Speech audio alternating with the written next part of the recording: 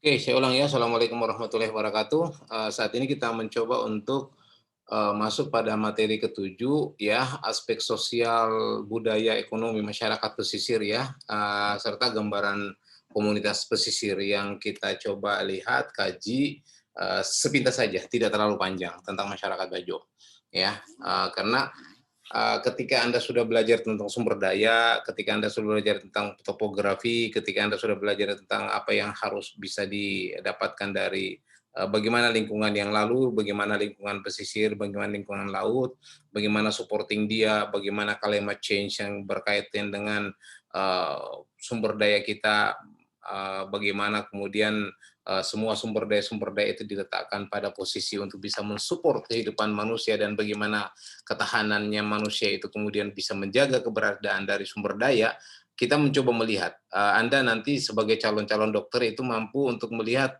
bagaimana sih sebenarnya kondisi sosial ekonomi masyarakat yang ada, ya. Karena Anda akan berhadapan dengan orang-orang, pesisir ya, yang kemudian, punya sedikit, pola, sosial ekonomi, kebudayaan yang relatif berbeda dengan perkotaan.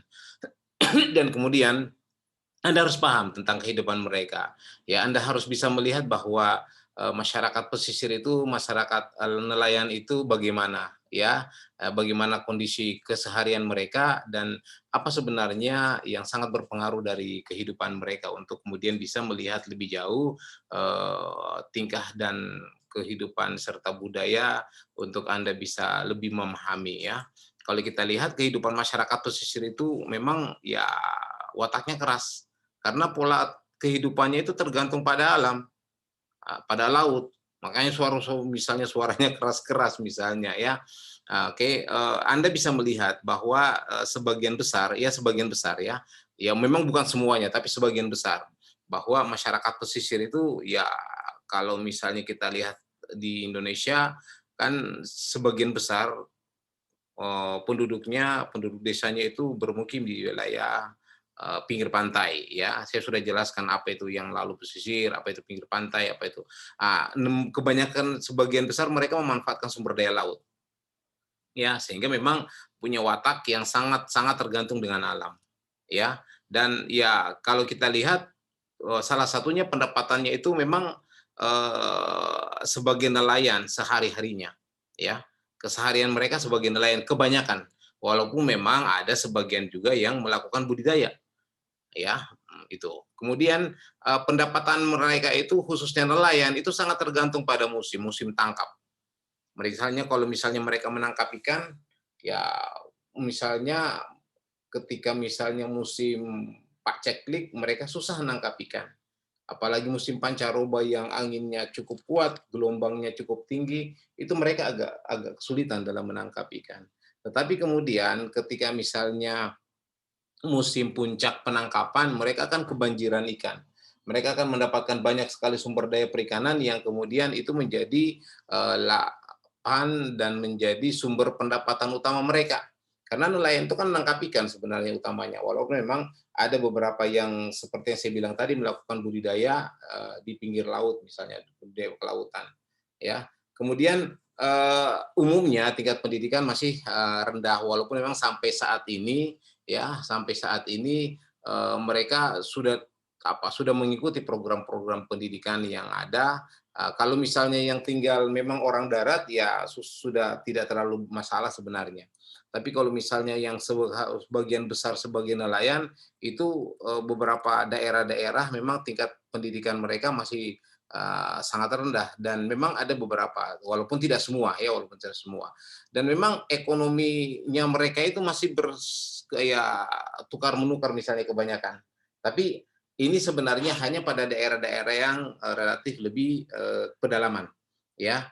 Produk perikanan mereka itu kan relatif cepat rusak ya walaupun memang saat ini sudah ada mereka sudah mengerti misalnya banyak program-program untuk membuat produk mereka itu hasil tangkapan mereka itu bisa kemudian diawetkan dengan jangka waktu yang relatif lebih lama.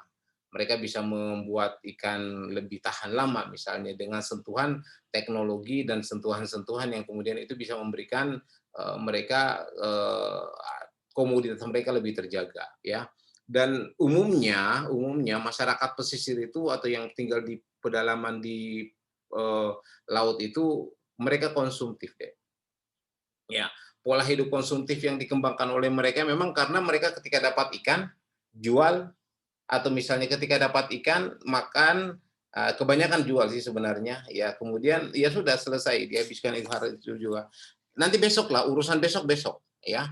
Urusan nanti ke depan nanti saja. Yang jelas bahwa, eee, kebanyakan begitu. Memang sebagian besar juga sebenarnya, karena tuntutan kehidupan yang ada sekarang, harga-harga yang yang jauh lebih mahal misalnya, ketika mereka menangkap ikan kemudian harga BBM yang cukup tinggi, mereka tergantung juga kadang kebanyakan terlilit oleh utang, ya sehingga ya itu tadi, kebanyakan mereka memang sangat sangat tergantung pada alam. Ketika mereka mendapat ikan, mereka mendapatkan uang untuk, kehidupan mereka, tapi kemudian ketika misalnya musim paceklik, mereka kemudian untuk konsumtif saja mereka harus hutang biasanya.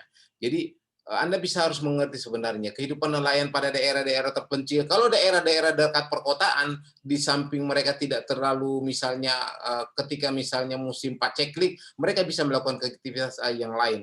Mereka bisa ya melakukan kegiatan ekonomi yang lain misalnya. Mereka bisa mencari uang dengan cara yang lain misalnya. Tapi kalau daerah-daerah terpencil, daerah-daerah yang kemudian itu agak jauh dari perkotaan, itu yang terisolasi apalagi ya, daerah-daerah pulaunya itu agak jauh dengan kota, maka kehidupan mereka memang sangat-sangat tergantung dengan sumber daya. Mereka bisa kemudian bisa mendapatkan ikan ketika mereka mendapatkan ketika musim-musim yang mendukung mereka untuk mendapatkan ikan dan kemudian bisa menjual untuk mendapatkan uang. Ya, sehingga memang pola-pola itu yang kebanyakan kita bisa lihat di sana. Dan kita bisa melihat ya ada tiga model dari tiga pembagian dari masyarakat pesisir yang kita bisa bedakan dengan ya ada yang masyarakat perairan, kemudian masyarakat nelayan dan masyarakat tradisional, pesisir tradisional misalnya ya.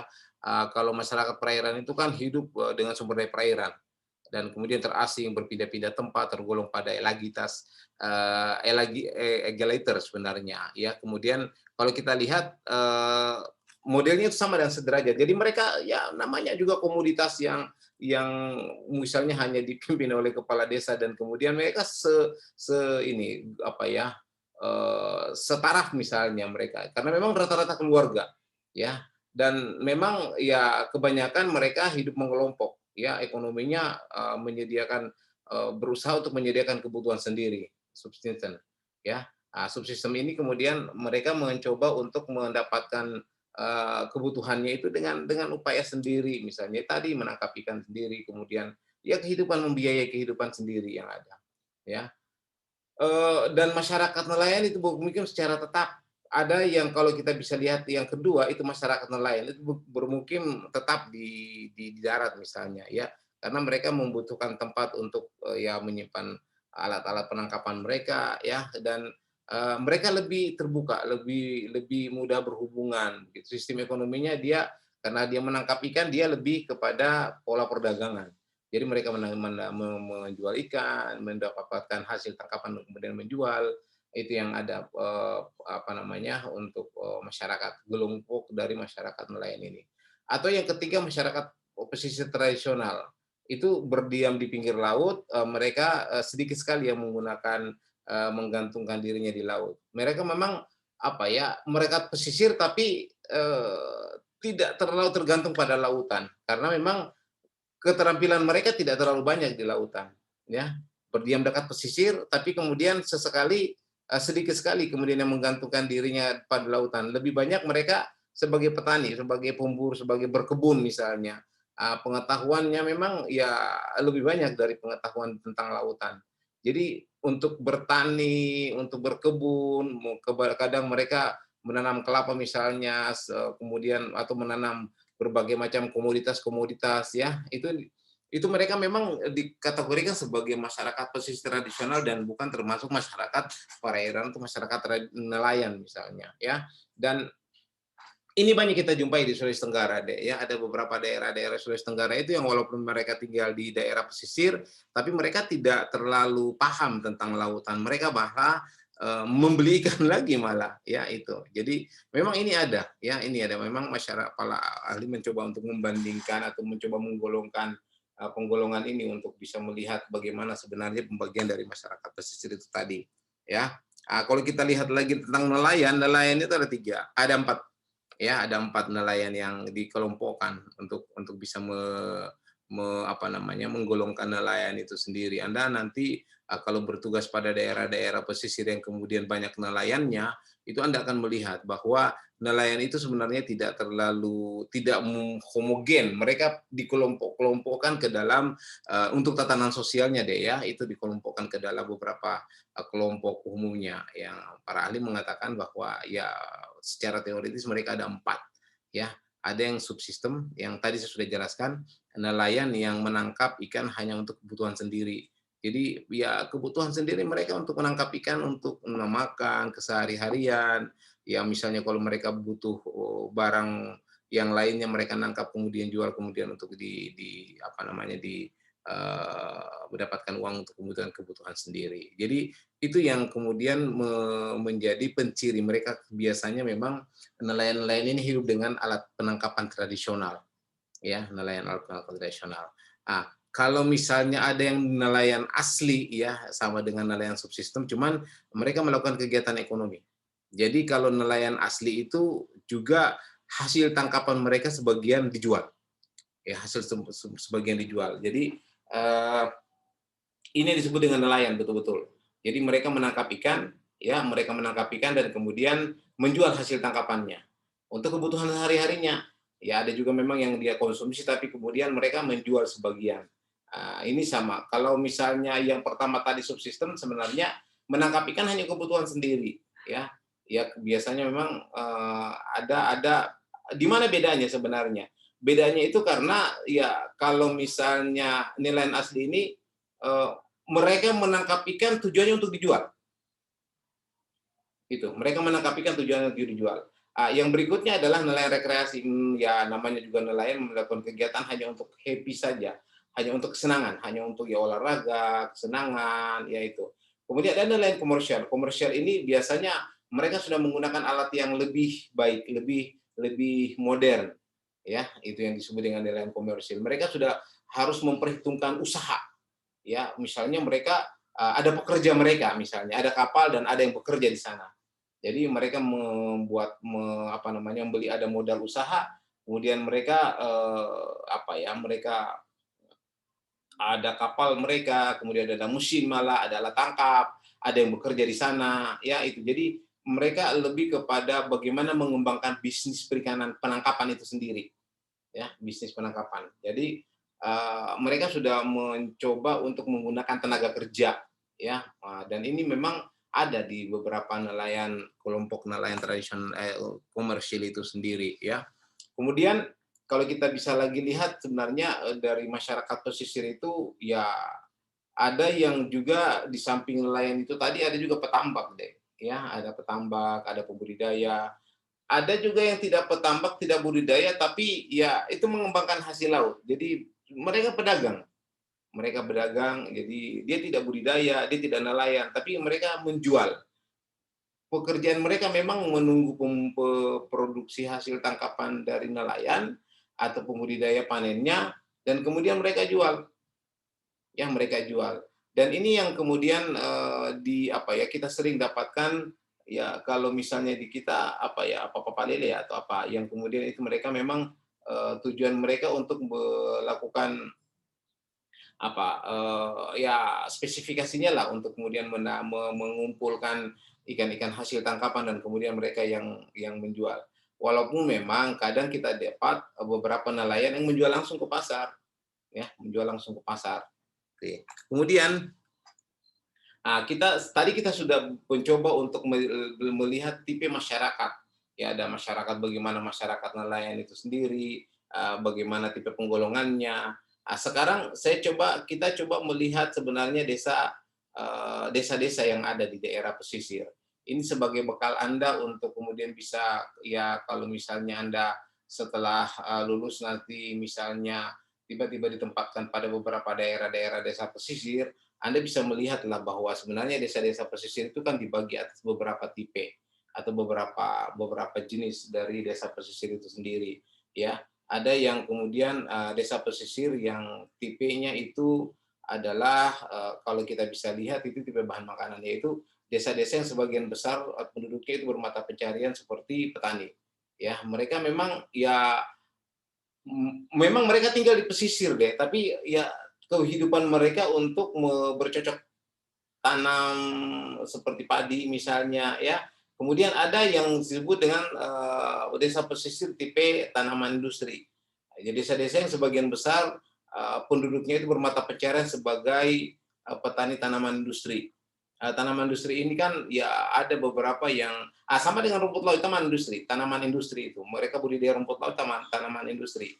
Atau misalnya mereka membudidayakan daun apa itu yang banyak dipakai untuk bahan dari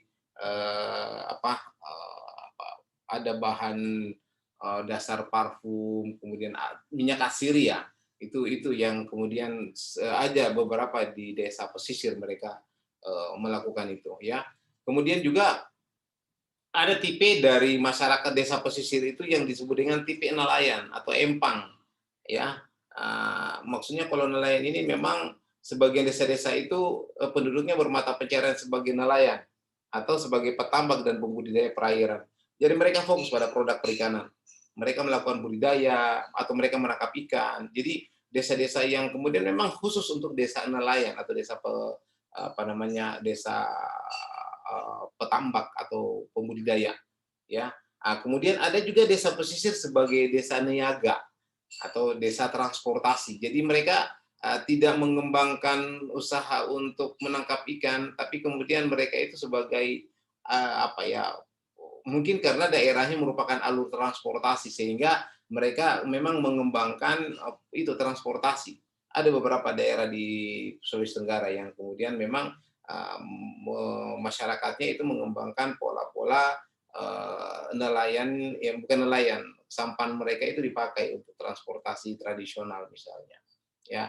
Dan ini adalah pembagian-pembagian yang kalau kita bisa lihat hanya sebagai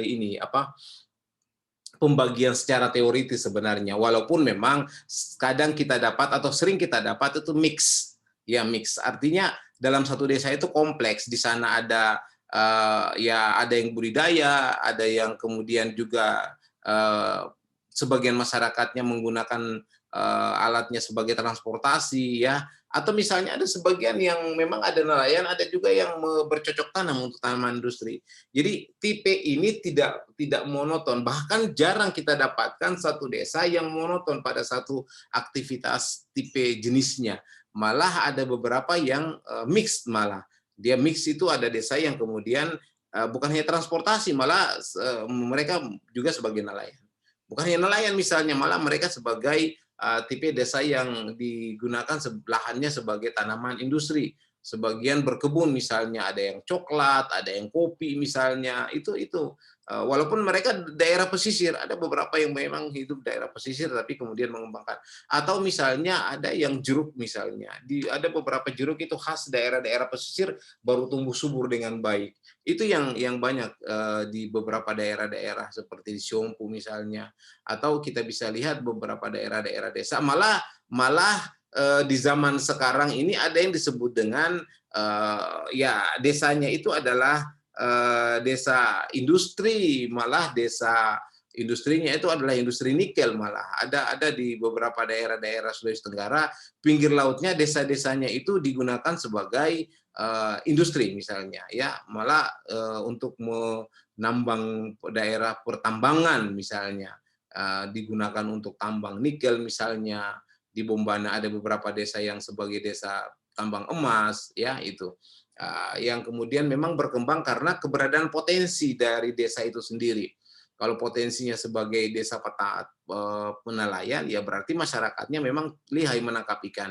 Kalau desa potensinya itu sebagai pembudidaya rumput laut, ya berarti memang desa itu sebagian besar sebagai pembudidaya dan masyarakatnya paham tentang gimana melakukan pola budidaya dari rumput laut misalnya. Kemudian kita bisa melihat yang disebut dengan bagaimana sih sebenarnya masyarakat itu mencoba untuk mengeksploitasi sumber daya mereka, ya. apa yang sering mereka lakukan untuk melakukan eksploitasi dari sumber daya mereka. Yang jelas bahwa ada sekitar 4 perilaku dari pola-pola eksploitasi sumber daya ini sendiri. Dan memang eksploitasi yang mereka lakukan itu tergantung pada bagaimana mereka menyikapi keberadaan sumber daya itu sendiri. Misalnya eksploitasi yang terus-menerus terhadap sumber daya tanpa memahami batas-batasnya. Mereka tidak peduli, misalnya itu yang pertama. Mereka tidak peduli dengan ketersediaan sumber daya. Yang penting mereka dapat sumber daya, mereka ambil dan kuras.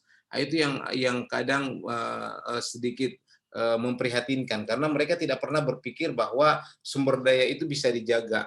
Pokoknya apa yang ada mereka ambil, apa yang ada mereka malah mengambil saja, mereka pakai alat-alat yang saya jelaskan yang lalu, ada yang menggunakan bom misalnya, ada yang menggunakan sianida. Mereka tidak pernah terpikir, mereka hanya berpikir bahwa laut itu ada terus ikannya. Mereka tidak pernah berpikir bahwa sumber daya laut itu sebenarnya ada batas-batasnya.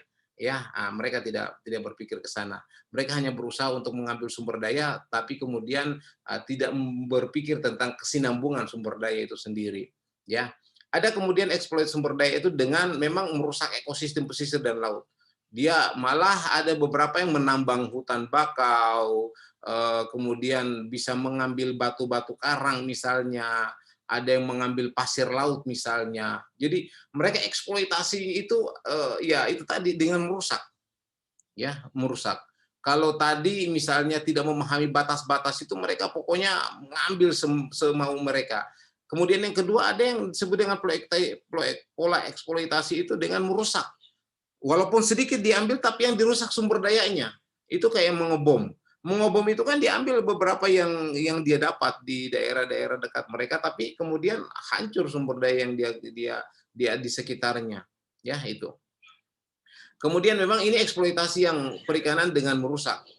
Ada destruktif fishing, ada bom ikan, ya, dan ini memang banyak dilakukan yang oleh beberapa masih banyak kita dapatkan, ya. Kemudian ada yang terakhir itu yang keempat itu pengolahan sumber daya dengan konservasi. Mereka berpikir bahwa sumber daya ini harus dijaga. Ya, mereka berpikir bahwa sumber daya ini tidak boleh hanya dirusak, tapi kemudian juga harus sustainable, harus berkesinambungan. Sehingga mereka perlu untuk melakukan upaya-upaya pelestarian, baik itu terumbu karang, hutan bakau, atau misalnya alat-alat tangkap mereka itu tidak terlalu mengambil semuanya, dia selektif misalnya, ya itu yang ada. Jadi tingkah laku perilaku eksploitasi itu 4, itu 3 merusak, 3 tidak peduli dengan sumber daya, ketiga-tiganya itu tidak terlalu paham tentang bagaimana mereka harus menjaga sumber daya, 1 pola pikiran. Ini tergambar deh. Ini tergambar bahwa memang sebagian besar kalau Anda jalan-jalan daerah-daerah pesisir, yang dilakukan atau yang dipikirkan oleh pembudidaya, maksud saya yang dilakukan oleh masyarakat sebagian besar, itu bagaimana mereka mengambil sumber daya sebanyak-banyaknya dari alam. Hanya sebagian kecil yang berpikir bahwa alam ini perlu dijaga. Hanya sebagian kecil bahwa alam ini perlu untuk dijaminkan keberlanjutannya. Hanya sebagian kecil. Dan sebagian besar itu tidak pernah berpikir tentang kesinambungan keberadaan pengelola sumber daya. Kenapa saya bilang begitu? Pengalaman saya dalam keliling dan membina beberapa kelompok masyarakat yang ada, ya mereka berpikir bahwa laut itu luas dan laut itu ada terus ikannya. Ya, ada terus, pokoknya tidak pernah berpikir bahwa laut ini akan terjadi bencana kalau mereka tidak berpikir tentang kesinambungannya. Mereka tidak berpikir itu. Mereka berpikir bahwa ya laut ada sumber daya ikannya, ambil. Nah, itu yang kemudian banyak menjadi cikal bakal dari banyaknya kerusakan-kerusakan yang terjadi pada beberapa wilayah sumber daya kita. Sumber bahan pangan hayati kita yang 3 sumber daya itu mangrove, lamun, terumbu karang, jika dikelola dengan 3 pikiran tadi itu cepat banyak yang rusak. Ya, syukurlah sebenarnya pemerintah mencoba untuk menggalakkan satu daerah-daerah atau beberapa daerah-daerah yang tidak boleh sama sekali dicoba dirusak karena dilindungi oleh peraturan misalnya. Ada beberapa desa-desa yang mengembangkan desa daerah perlindungan laut misalnya, daerah yang kemudian mereka jaga agar tidak terlalu dirusak oleh beberapa orang. Jadi mereka membuat zonasi atau membuat pemetaan atau membuat pewilayahan lokasi-lokasi yang dilindungi dan tidak dilindungi. Ya, ada lokasi yang tidak boleh diambil, ada lokasi yang silakan diambil, tapi mencoba untuk memperhatikan kesinambungan, ya itu. Sebenarnya nanti kita bisa melihat sebenarnya ada beberapa kata kunci dari terjadinya perubahan sosial masyarakat pesisir itu deh. Ya, karena kenapa saya bilang setiap perubahan-perubahan masyarakat pesisir itu kan pasti karena pengaruh dari lingkungan yang ada. Ya, adalah beberapa misalnya intervensi dari luar yang kemudian itu mencoba masuk pada sistem satu daerah atau mencoba masuk pada individu-individu di daerah itu sendiri. Kalau kita bisa melihat dalam struktur dari sosial masyarakat pesisir itu sendiri kan dia ya walaupun memang kebanyakan masyarakatnya adalah masyarakat yang homogen dalam satu daerah dan kemudian mereka kebanyakan keluarga yang ada, tapi ada intervensi yang masuk dalam hal dari luar yang bisa merusak tatanan itu atau bisa memperbaiki tatanan itu. Tapi kebanyakan kita bisa melihat bahwa perubahan-perubahan pola pikir yang ada, perubahan-perubahan pikiran yang ada dari luar itu memang tidak selamanya bisa membuat hal negatif, tapi juga ada beberapa yang positif. Karena memang secara umum itu akan berdampak pada perubahan-perubahan lingkungan dan perubahan dari masyarakat itu sendiri. Ya, karena kalau Anda bisa melihat di daerah-daerah pesisir, daerah-daerah desa-desa pesisir atau desa-desa yang ada, mereka kan dinamis sebenarnya. Kalau yang dekat dengan perkotaan, ya dekat dengan perkotaan, lebih cepat aksesnya dengan perkotaan, misalnya mereka lebih banyak terpengaruh misalnya. Tapi kalau yang agak jauh, ya itu hanya beberapa saja individual kemudian yang tersentuh untuk kemudian ini. Dan itu memang akan sangat sangat tergantung pada bagaimana dinamika dari unsur-unsur masuknya pengaruh itu yang ada. Apakah dia masuk dalam sistem informasi yang ada? Kan sekarang apalagi masa-masa gadget orang bilang modernisasi yang ada sekarang itu bisa masuk lewat apa saja ya. Kalau misalnya sumber informasinya memang masuk terus menerus ada dan itu memang terus apalagi biasanya daerah-daerah pesisir itu kan signal agak kuat sehingga mereka cukup cukup rentan dengan perubahan-perubahan yang ada karena pengaruh dari luar yang sangat gencar untuk bisa masuk dalam satu komunitas itu sendiri. Sehingga kalau misalnya kita lihat dalam struktur sosial yang ada di ekonomi pesisir itu mereka akan sangat terpengaruh, Dan ya tergantung pada bagaimana dari dinamika dan kapasitas dari masyarakat itu sendiri untuk kemudian bisa menjadi melihat ini sebagai satu kalau kita bisa katakan sebagai satu hal baru yang mereka harus selektif misalnya. Nah itu. Yang berikutnya ini saya harusnya lebih pisahkan yang dinamika kapasitas dari masyarakat pesisir itu kan ada 3 yang paling penting sebenarnya ya. Kalau Anda lihat dalam dinamika kapasitas ruang masyarakat pesisir itu ketersediaan peluang usaha dari masyarakat itu kan akan sangat tergantung pada keberadaan dari sumber daya untuk dimanfaatkan. Kemudian yang kedua ada tingkat akses dari masyarakat itu untuk kemudian bisa mengelola sumber daya pesisir.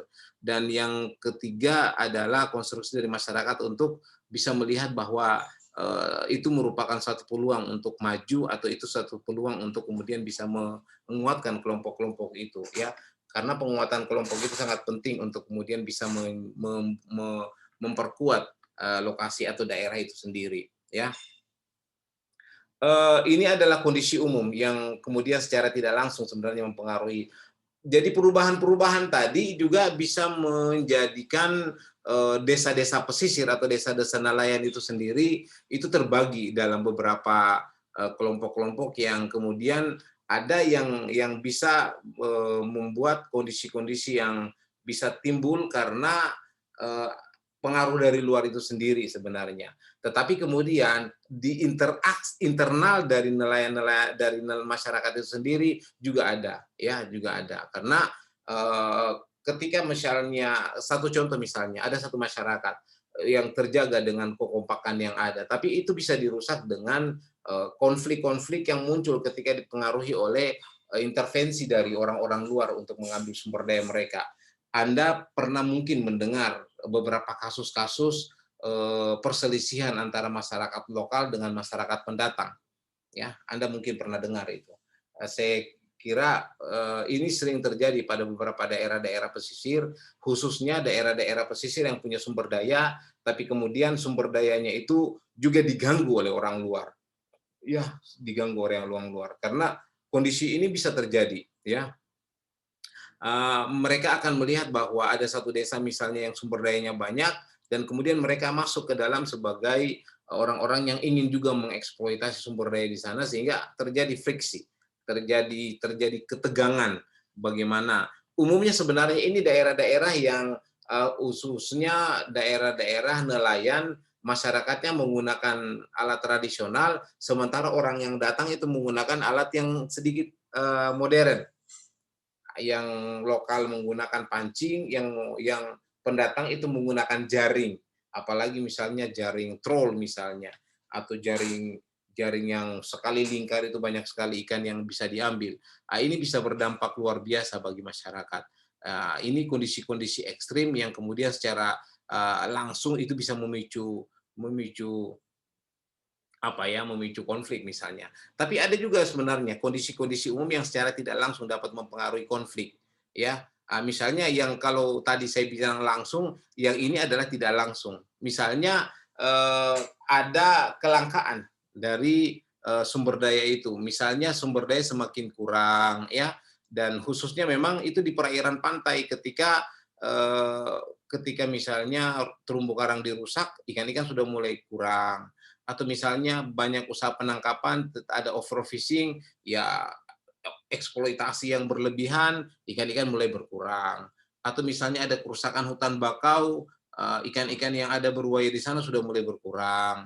Ini akan memicu konflik deh, karena kelangkaan sumber daya itu membuat masyarakat itu kemudian mencoba untuk mencari sumber daya di tempat yang sama. Kalau misalnya kalau keterbatasan dari ruang itu kemudian ada, sumber daya juga terbatas ada, sementara yang butuh sumber daya itu banyak, konflik biasanya di sana, ya, konflik. Makanya kalau Anda tugas pada daerah-daerah pesisir nantinya, itu jangan heran kalau konflik-konflik itu bukan dipicu oleh oleh hal-hal yang kadang dipicu oleh hal-hal sederhana. Hal-hal yang ketika mereka memancing bersama pada daerah-daerah yang sumber dayanya relatif lebih kurang, itu biasanya biasanya akan ada konflik-konflik yang kemudian itu bisa me, apa ya, menggambarkan atau bisa memicu kondisi-kondisi yang tidak terlalu baik pada suatu daerah. Tapi itu jarang kita dapatkan karena kebanyakan kondisi-kondisi itu bisa diatasi dengan sistem kekeluargaan yang ada. Kemudian yang berikutnya, yang kedua itu kegiatan eksploitasi sumber daya yang tidak disertai dengan kesadaran. Jadi kalau misalnya ada satu masyarakat yang mengebom, yang seharusnya tidak setuju, ya konflik juga terjadi. Karena yang satu ego mau ngambil banyak sumber daya, yang satu berpikir bahwa sumber daya itu bisa berlanjut atau dijaga, itu bisa konflik juga deh, ya itu. Atau misalnya ada kegagalan pembangunan pedesaan, misalnya ada masyarakat sudah mulai ingin mengambil sumber daya, tapi keterbatasan sumber daya itu ada, sehingga kompetisi yang ada untuk mengambil sumber daya itu terlihat, ya. Nah, itu biasanya karena sumber daya sudah dipacu oleh sumber daya yang kecil tadi, ya. Kegagalan itu kemudian banyak masyarakat pesisir yang kemudian melihat bahwa sudah semakin sedikit ruang yang ada, sumber daya makin sedikit, banyak yang ambil, banyak yang ingin mengambil sumber daya, ya di sana terjadi friksi deh, ya. Kemudian belum ada juga perencanaan yang baik, ya. Kalau kita bisa lihat masyarakat itu belum terlalu belum, mereka masih seadanya saja, belum ada sistem perencanaan yang baik dalam pengelolaan lingkungan mereka, ya. Kemudian memang antar satu kelompok atau stakeholder dengan stakeholder yang lain itu tidak sinergis, ya itu. Oke, kemudian ini kalau kita lihat tadi konflik yang ada yang secara tidak langsung muncul di daerah-daerah, masyarakat pesisir ya, yang kebanyakan dipicu oleh ketersediaan sumber daya. Kalau ada beberapa daerah-daerah yang ada itu yang umumnya, konflik terbuka dan itu langsung, itu memang sering terjadi pada daerah-daerah pesisir deh. Anda nanti bisa melihat bahwa sebab-sebab timbulnya konflik nanti di daerah-daerah nelayan itu misalnya ada pelanggaran jalur penangkapan misalnya ya, ada daerah orang-orang yang ingin melintas misalnya pada daerah budidaya rumput laut, itu terjadi friksi, itu terjadi konflik. Ada yang mau melintas, di dalamnya ada budidaya, talinya ya budidayanya diputus, ya itu akhirnya jadi konflik. Atau misalnya perebutan wilayah tangkap, ada daerah yang di sana ada ikan, mereka ingin menangkap di sana, terjadi perebutan penangkapan, itu akan terjadi konflik. Atau misalnya ada rumpun, ya rumpun itu kalau adik-adik tahu itu rumpun pengumpul ikan deh, ya. Jadi dari daun kelapa yang rumpun itu kemudian dibuat di bawah untuk kemudian tempat melekatnya beberapa organisme kecil dan kemudian itu bisa memacu timbulnya banyak ikan-ikan kecil dan itu akan datang ikan-ikan besar. Rumpun itu daun kelapa yang disimpan di bagian bawah lautan dikasih dengan pemberat dan kemudian itu memicu banyaknya ikan-ikan berkumpul ya. Iya, istilahnya rumpun itu adalah pengumpul ikan.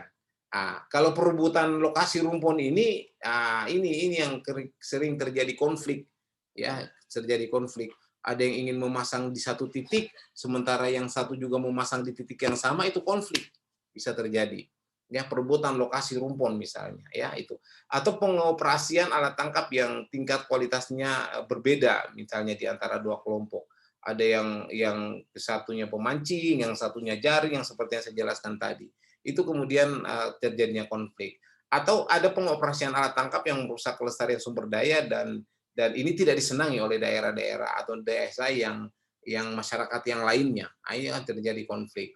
Atau penangkapan yang merusak lingkungan seperti bom, yang lainnya tidak senang, itu juga terjadi konflik karena setiap sumber daya atau setiap satu kegiatan masyarakat yang kemudian itu berusaha untuk mencoba mengeksploitasi secara berlebihan dan hanya mementingkan dirinya sendiri, itu akan memicu konflik yang dalam di daerah-daerah pesisir. Ya, itu.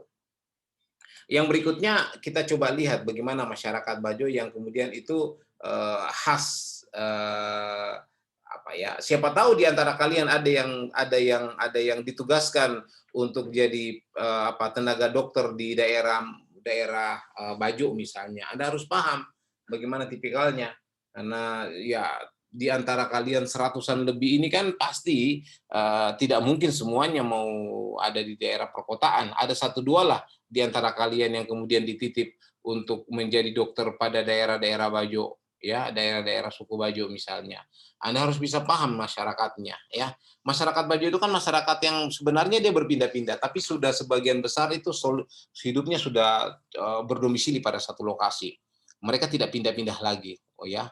Tapi umumnya sejarahnya mereka itu sering berpindah-pindah, nomaden yang kemudian mereka mencari daerah-daerah hunian, kemudian pindah lagi mencari daerah hunian, tapi khususnya mereka itu ada di daerah lautan. Tapi sekarang itu sudah tidak, mereka tidak mengembangkan lagi untuk pindah-pindah. Mereka sudah stay pada satu daerah. Kalau di Tinanggea ada di Bajo Permai ya, ada di Terokeku, atau misalnya di Wakatobi ya, ada juga di desa ada Bajo di sana. Kalau di sini juga di Kendari di mata ke atas sana itu ada beberapa masyarakat Bajo, tapi sudah masuk ke daratan. Saudara-saudara kita yang masyarakat Bajo itu sebenarnya mereka mempunyai prinsip yang kuat bahwa mereka tidak mungkin masuk ke daratan ya. Karena memang kehidupan mereka di lautan ya. Ada prinsip mereka yang artinya itu kalau memindahkan orang Bajo ke darat itu sama dengan memindahkan penyu ke darat. Artinya mereka akan direnggut kehidupannya. Ya, bahkan memang mereka tidak mereka hanya paham sebenarnya kehidupan di laut. Mereka hanya paham bagaimana beradaptasi dengan lautan dan mereka sangat-sangat familiar dengan lautan ya. Dan memang anak-anak Bajo itu lebih cepat berenang daripada jalan biasanya. Lebih mengerti berenang duluan daripada jalan misalnya. Karena mereka memang hidup pada daerah pesisir walaupun memang sudah stay mereka di satu daerah, tapi ketergantungan yang sangat tinggi pada lautan itu membuat pola kehidupannya berbeda dengan yang ada di daratan ya. Malah malah mereka punya bahasa satu yang khas, yang uniknya adalah bahasa Bajo yang ada di Kendari itu sama dengan bahasa Bajo yang ada di Ternate sana, sama dengan bahasa Bajo yang ada di daerah lain misalnya. Itu seluruh seluruh dunia itu orang-orang Bajo sama bahasanya. Ya memang mereka punya punya prinsip yang apa ya, yang memang sangat-sangat kuat keterkaitan mereka dengan lautan. Ya, mereka memang menggunakan walaupun memang ada beberapa yang menggunakan alat tradisional, alat modern, tapi sebagian besar masih menggunakan alat tradisional, ya, alat tradisional yang kemudian untuk apa namanya mensupport kehidupannya. Biasanya masyarakat Bajo itu orang-orang yang konservatif. Maksudnya konservasi itu maksudnya mereka lebih juga karena mereka memang sangat tergantung dengan daratan, mereka sangat peduli dengan lingkungan. Mereka sangat peduli dengan keberadaan sumber daya. Mereka sadar bahwa sumber daya laut mereka, sumber kehidupan mereka yang mereka harus jaga. Mereka menangkap ikan, tapi mereka hanya mengkonsumsi ikan yang ukuran besar dan layak dipanen misalnya. Berbeda dengan masyarakat yang lain, yang orang daratan yang mau mengambil semuanya, kalau perlu biar dari anak ikan, cucunya ikan, sampai neneknya ikan diambil. Ya, tapi masyarakat Bajo tidak. Sebagian besar sebenarnya mereka berpikir bahwa hanya ikan-ikan yang besar yang bisa dipanen. Karena mereka berpikir ikan-ikan ini harus terus terjaga di lautan. Ya, mereka juga tidak mengambil jenis-jenis ikan tertentu ketika mereka itu masuk pada musim musim reproduksi mereka, musim pemijahan mereka. Ya, jadi mereka sudah hafal ada beberapa ikan-ikan yang pemijah itu tidak akan ditangkap untuk menjaga keseimbangan dari regenerasi dari ikan-ikan itu sendiri. Masyarakat Bajo biasanya bisa mengetahui beberapa daerah-daerah reproduksi ikan dan kemudian membiarkan ikan untuk melakukan pola reproduksi, membiarkan ikan untuk beranak, membiarkan ikan untuk terus melangsungkan kehidupannya. Nanti ukuran konsumtif baru mereka tangkap, ya itu. Biasanya juga masyarakat Bajo itu memang mencoba untuk bersahabat, memang kehidupan mereka bersahabat dengan lautan. Sehingga ada ritual adat yang memang upacara mereka itu ya kalau mereka musim paceklik ada ritualnya. Ya, atau musim misalnya musim ada upacara yang mereka harus lakukan untuk kemudian bisa ya namanya saja mereka ingin menjaga keberadaan sumber daya itu bisa mereka tetap dapatkan, mereka tetap apa ya, mereka tetap peroleh. Walaupun memang upaya-upaya ini juga kadang tidak terlalu baik misalnya, tetapi ya yang namanya budaya tetap mereka lakukan. Malah ada beberapa atraksi-atraksi Bajo yang kemudian menjala kemudian menebarkan jaring di laut dan memang itu mereka beramai-ramai misalnya untuk kemudian menarik. Jadi ada misalnya ya alat penangkapan yang digunakan bersama oleh masyarakat sehingga hasilnya itu bisa dinikmati bersama. Yang jelas bahwa mereka biasanya masyarakat saudara-saudara kita masyarakat Bajo itu mempunyai betul-betul karena mereka tali persaudaraan yang sangat tinggi. Karena keluarga, rata-rata keluarga. Ya, rata-rata keluarga yang kemudian memang di samping mereka hidup dengan kekuatan tradisi yang ada, kekuatan kekeluargaan yang tinggi, juga memang mereka berpikir bahwa sumber daya yang ada itu tetap harus menjamin keberadaan mereka. Karena mereka sangat-sangat tergantung dengan lautan. Ketika lautan rusak, mereka akan kehilangan misalnya. Dan ini yang akan menjadi ya sumber malapetaka kalau sumber daya ikan tidak ada. Malah mereka harus menjaga sumber daya agar mereka bisa tetap menangkap ikan, mereka bisa tetap menikmati sumber daya lautan, mereka bisa tetap mendapatkan uang dengan hasil tangkapan yang ada, ya itu. Oke, saya kira itu yang bisa saya sampaikan deh semuanya ya. Dan mudah-mudahan kita bisa diskusi supaya nantinya ini bisa menjadi ya bahan kita untuk